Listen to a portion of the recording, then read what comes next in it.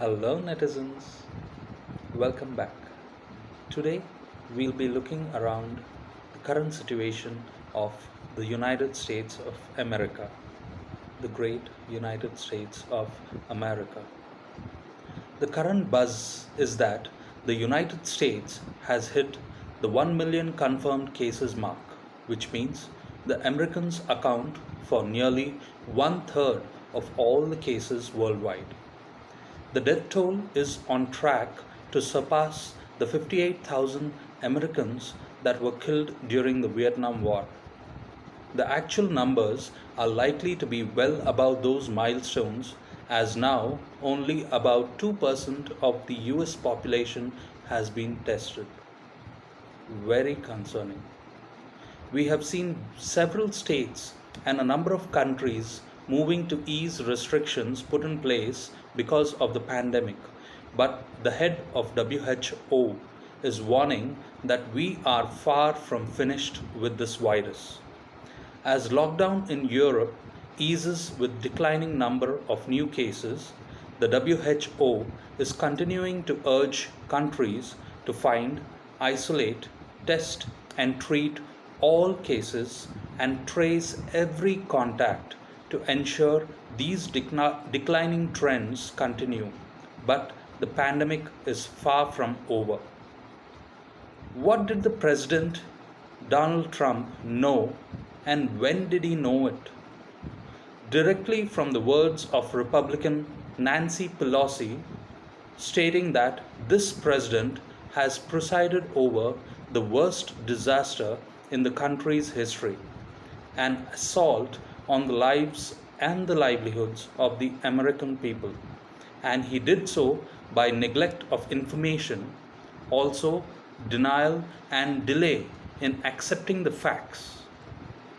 That's so concerning. Getting back to President Trump, it has been confirmed that US intelligence officials warned the president about the coronavirus threat in at least 12 classified briefings back in January and February. But the president failed to register the threat.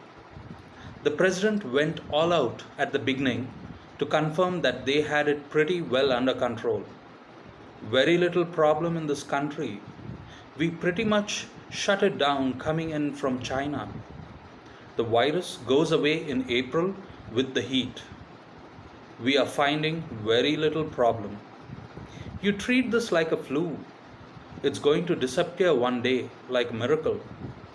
These were the words Donald Trump said through press briefings when the country was coping up with the current pandemic.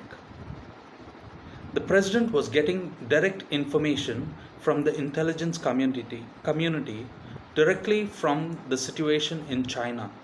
Now, when you are the president of the greatest and the most powerful country in the world, and you are getting first-hand information from the world's most trusted and elite intelligence services, you care to just ignore it because it is a harsh truth, or you just did not get the information correct? Well, history has it that before the pandemic, the president was not in good terms with the intelligence services too. We should not forget that he had ousted the director of FBI and also the acting director, McCabe, and demanded for his investigation. Even the Russia probe, to this day, many disagree the resolution of that matter. All this points to the president not trusting his frontline advisors at all, or at least in some matters. However, I do not think there is any way to disagree about the fact that the medical experts through the intelligence were saying this pandemic is coming, and here it is.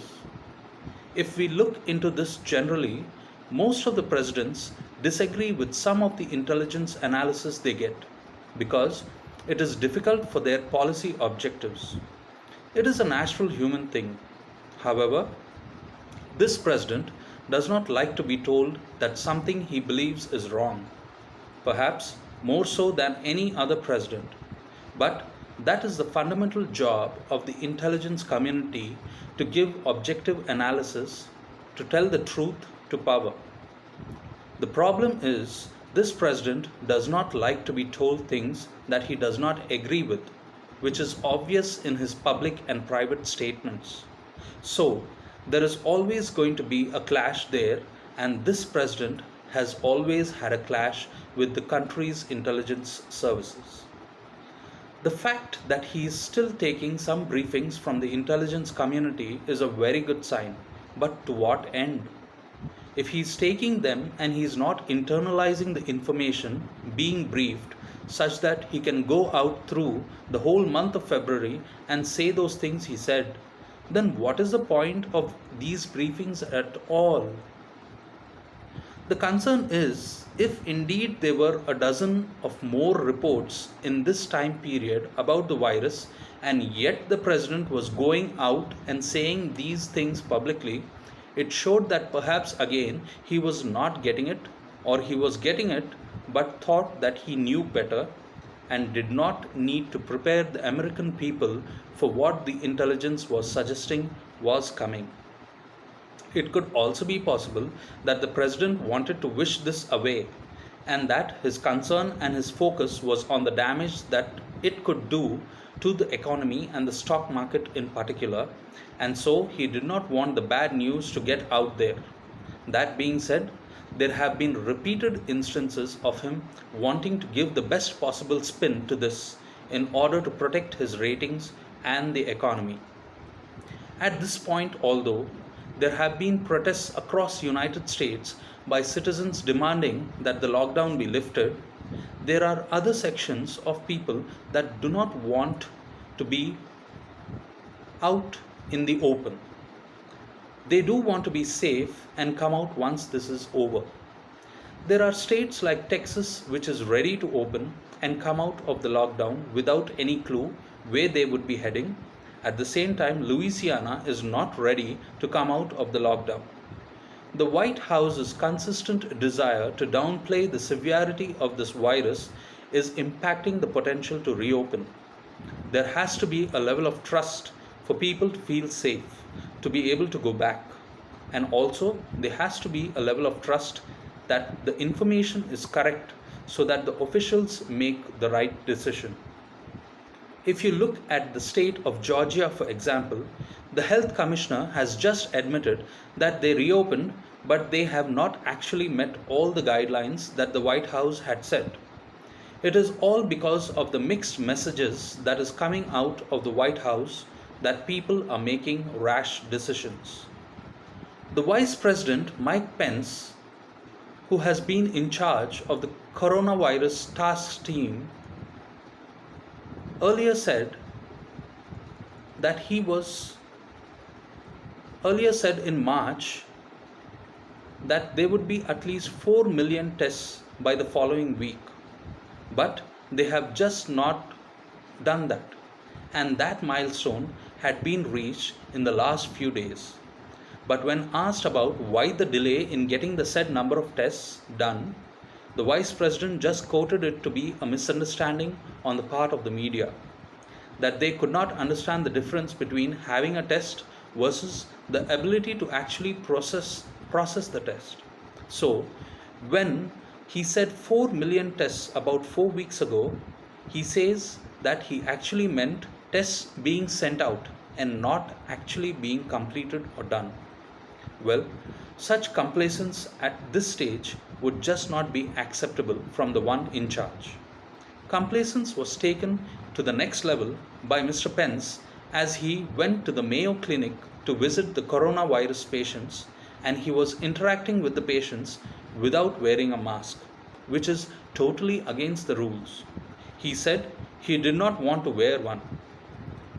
Whatever has been said or done, it is the most devastating governance in the history of any country, and also the worst that any country has seen happen to its citizens because of the ignorance and insignificant measures taken by the leaders of this great country.